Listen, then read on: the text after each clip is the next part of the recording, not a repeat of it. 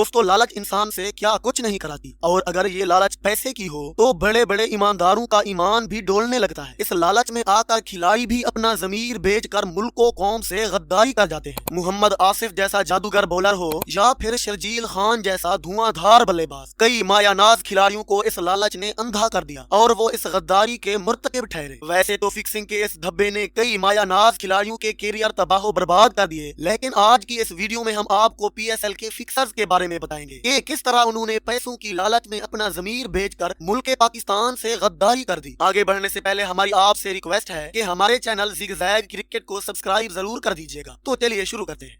Number 1, Nasir Jamshed. दोस्तों पाकिस्तान का left handed opening बल्लेबाज नासिर जमशेद खिलाड़ी के रूप में एक शैतान था, क्योंकि ये ऐसा खिलाड़ी था जो बुकियों के साथ दूसरे खिलाड़ियों का राब्ता करवाता था। यानी ये खुद तो डूबा लेकिन साथ में दूसरे खिलाड़ियों को भी साथ ले गया। आपको ये जानकर हैरानी होगी कि ये इंसान एक मैच नहीं बल्कि पूरे टूर्नामेंट ही बुक कर लिया करता था। साल 2018 के PSL में बुकियों ने नासिर जमशेद के साथ एक डील की, जिसमें नासिर ने 30,000 यूरो लेकर बैट्समैनों से कहा कि आपने मखसूस गेंदों पर रन स्कोर नहीं करने। इसने उन खिलाड़ियों को भी शेयर देना था जो कि प्लान के मुताबिक गेंदों को बीट करने वाले थे। लेकिन दोस्तों एक मशहूर कहावत है कि बकरे की माँ कब तक खैर मनाएगी, आखिर छुरी तले आएगी। साल 2018 में इसके ढोंग का भांडा फूटा और PCB ने इस मोटे शैतान पर 10 साल की बैन लगा दी। नंबर 2, शर्जील खान। दोस्तों इज्जत हर किसी को रास नहीं आती। शर्जील खान भी एक खतरनाक बल्लेबाज के तौर पर दुनियाई क्रिकेट में अपना जलवा दिखा रहा था, लेकिन लालच ने इसकी आंखों पर भी पट्टी बांध दी और ये भी साल 2017 के PSL में स्पॉट फिक्सिंग में मुलव्वस पाया गया। ये बुकियों के साथ राब्ते में रहा था और मैचेस में गंदी परफॉर्मेंस का मुजाहरा भी करता रहा था और बुकियों से बहुत से रुपए भी ले चुका था, लेकिन ये भी पकड़ा गया। बाद में जब इन्वेस्टिगेशन की गई तो शर्जील ने अपने तमाम गुनाहों का एतराफ कर लिया। इस तरह PCB ने इसको 5 साल के लिए हर तरह की क्रिकेट खेलने से बैन कर दिया।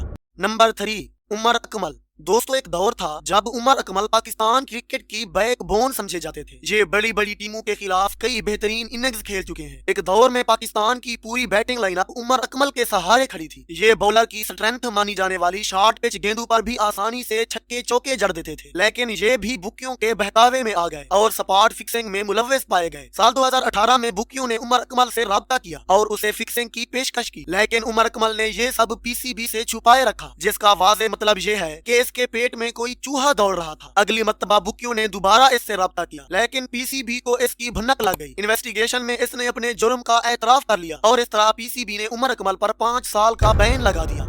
नंबर 4, खालिद लतीफ। दोस्तों खालिद लतीफ भी एक ऐसा नाम है जो साल 2017 के PSL में शर्जील खान और नासिर जमशेद के साथ स्पॉट फिक्सिंग में मुलव्वस पाया गया था। साल 2017 के PSL में ये इस्लामाबाद यूनाइटेड का हिस्सा थे और नासिर जमशेद के कहने पर ये स्पॉट फिक्सिंग का हिस्सा बने। इसी साल वो पकड़े गए और इन पर एंटी करप्शन यूनिट की 6 बड़ी खिलाफ वर्जियों का इल्जाम आयद किया गया। नतीजे के तौर पर खालिद को 10 लाख पाकिस्तानी रुपयों का जुर्माना आयद किया गया और 5 साल के लिए हर किस्म की क्रिकेट खेलने पर बैन लगा दिया गया।